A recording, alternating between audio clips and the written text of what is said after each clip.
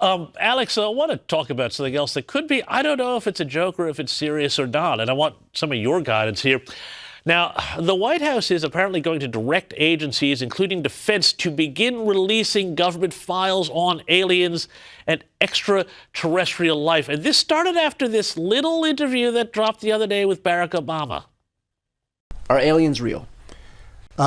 They're real, but I haven't seen them, and they're not being kept in, what is it? Area 51? Area 51. I mean, the journalist there, he's not winning any Pulitzers. He gets this great line from Obama, and he doesn't say, well, where are the aliens? What are they? But apparently Trump has responded to this, and they are now saying that information that's been gathered, they are going to start putting it out. Here's Pete Hegseth. We've got our people working on it right now. I don't want to oversell how much time it will take, right? We're digging in. We're going to be in full compliance with that executive order, eager to provide that for the president. So there'll be more coming on that as far as the process of what we'll do. Do you think aliens exist? We'll see. I get to do the review and find out along with you. Forget the Epstein files. These files could really blow those off the front page. What do you think, though? Is the truth out there? Is there something that we don't know?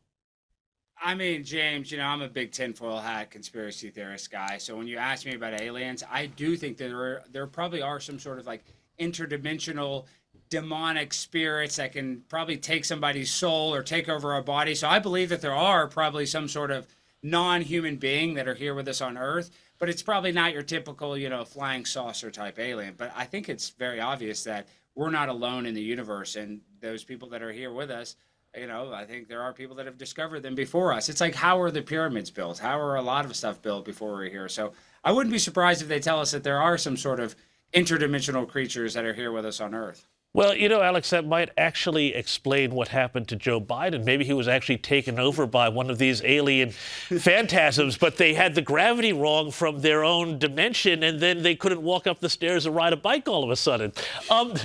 There was also a bit of comedy this week. I thought this was hilarious, and I know as a comedian you will have found this funny too.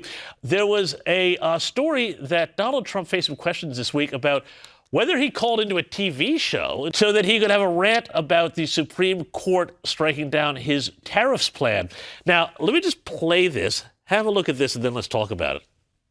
This is John Barron, and this is the worst decision you ever have in your life, practically. This is a terrible decision, and you have Hakeem Jeffries, he's a dope, and you have Chuck Schumer, who can't cook a cheeseburger. Of course these people are happy.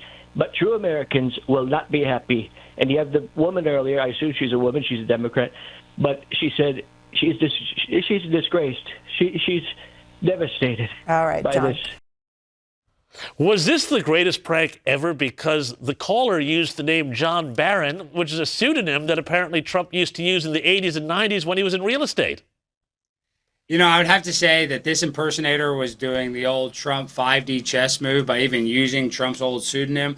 But at the end of the day, I even know personal Trump impersonators that are better than that. So I know for a fact that was not President Trump. But he's the most impersonated guy in the world. So anybody that actually believes that's him, I think they need to come to Jesus. They need to realize that was obviously a prank and not real. Thanks so much, Alex, for your time. Really appreciate it as always.